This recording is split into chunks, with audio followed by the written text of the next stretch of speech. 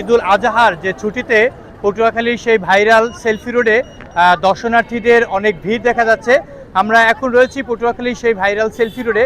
আপনারা দেখছেন যে দূর দূরান্ত থেকে যে ছুটি শেষে মানুষরা কিন্তু সেই ঈদের আনন্দ কাটাতে আসছে এবং এখানের পটুয়াখালী শহরের সেই ঝাউবান, যে ঝাউবানে দর্শনার্থীদের উপস্থিতি থাকে। এখানে কেউ প্রিয়জনের সাথে ছবি তুলছেন এবং এখানে তারা হাঁটছেন অথবা পটুয়াখালীর যে নান্দনিক যে সৌন্দর্য রয়েছে সেগুলো তারা অবলোকন করছে।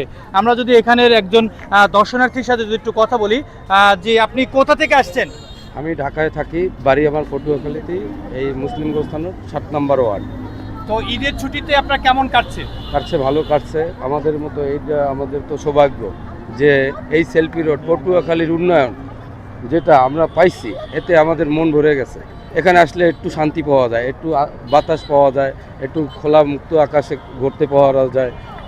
আত্মীয় স্বজন, ভাই বোন, আত্মীয় স্বজন নিয়ে সবাইকে নিয়ে এখানে একটু আমোদ ফুর্তি করা যায়। ঠিক আছে, এখানে খুব ভালো লাগে। যারও যদি মন খারাপ থাকে সে যদি এখানে আসে তখন তার মন ভালো হয়ে যায়। জি, আমরা শুনছিলাম একজনের কাছ থেকে, আমরা যদি আপনার কাছে জানতে চাই পটুয়াখালী শহরের এবার ঈদুল আজহায় দর্শনার্থীদের উপস্থিতি কেমন দেখছেন? জি, আলহামদুলিল্লাহ। আমাদের এখানে বিশেষ করে আমাদের পটুয়াখালীর যে একটা সৌন্দর্য, মনমুগ্ধকর একটা সৌন্দর্য, এখানে বিশেষ করে ঘোরার মতো একটা পর্যটক স্পট রয়েছে, যেখানে আপনার আমাদের কাছাকাছি দেখবেন হোটেল, সমুদ্র সৈকত আছে এবং আমাদের পটুয়াখালী যে নামকরণ একটা ঐতিহ্যবাহী পটুয়াখালী, সেটার একটা পর্যটকের কিন্তু এখানে দেখবেন যে ঘোরার অনেক দূর দূরান্ত থেকে, যেমন আমি গতকালকে দেখেছি যে আপনারা দুমকি থেকে এবং লেমুখালী থেকেও লোক আসছে এখানে ঘোরাফেরা করার জন্য। এবং এই পর্যটক কেন্দ্র করে আমাদের এখানে সৌন্দর্য দেখার জন্য অনেক দূর দূরান্ত থেকে মানুষ আসে, এটাই। এবং আসলে পটুয়াখালী এক পুরনো একটা শহর হওয়ার সত্ত্বেও এতদিন আমাদের এখানে ওরকম একটা প্লেস ছিল না, কিন্তু এখন খুব সুন্দর সুন্দর প্লেস আছে।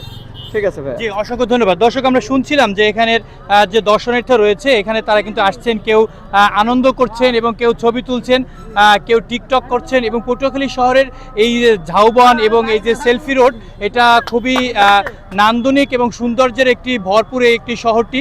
এবং দূর দূরান্তের যারা বেড়াতে আসেন পটুয়াখালী শহরে, তারা কিন্তু এই সেলফি রোডে তারা এখানে এসে থাকেন।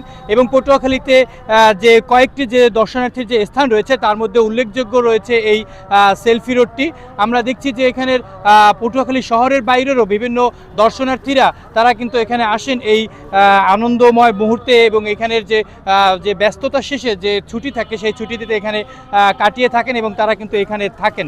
আমরা এই সেলফি রোডটি, আপনি জানেন যে কাশ্মীরের সাথে কিন্তু এই সেলফি রোডটি কিন্তু তুলনা করা হয়েছিল।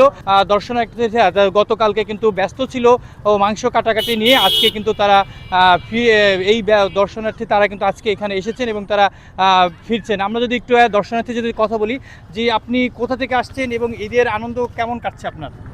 আমরা আসছি আমতলী থেকে। যে এই যে পটুয়াখালীর সৌন্দর্য কেমন লাগছে আপনার কাছে? হ্যাঁ, আলহামদুলিল্লাহ, অনেক ভালোই লাগতেছে এবং পরিবেশটা অনেক সুন্দর, এই জন্যই আমরা আসলে ঘুরতে আসছি। ঘুরে আসলে অনেক আনন্দ পাচ্ছি, আমরা ভালো লাগতেছে।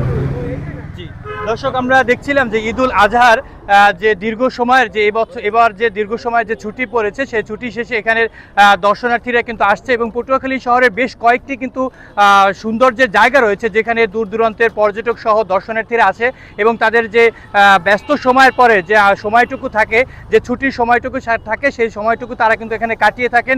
এবং তারা বলছেন যে এই পটুয়াখালী শহরের অন্যান্য উপজেলা থেকে, বিশেষ করে বরগুনা এবং বরিশালের ভিতরে পটুয়াখালী জেলার এই বেশ কয়েকটি স্থান যা দর্শনার্থীদের আকর্ষণ করেছে এবং যে কোনো বন্ধের ছুটিতেই তারা কিন্তু এখানে এসে থাকেন।